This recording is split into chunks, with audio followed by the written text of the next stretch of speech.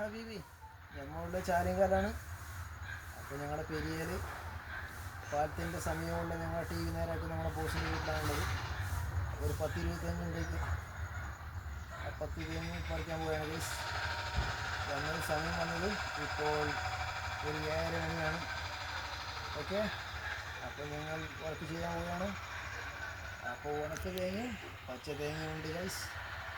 അപ്പോൾ ഈ തെങ്ങ് വല്ലാത്ത തെങ്ങാണ്, ദ്വീപിൽ നിന്ന് കൊണ്ടുവന്ന തെങ്ങാണ്.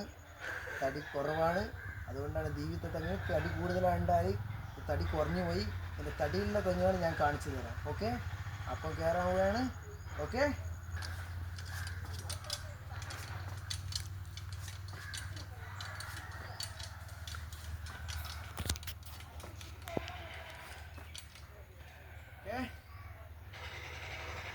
സ്പൈഡർ ജെല്ലു.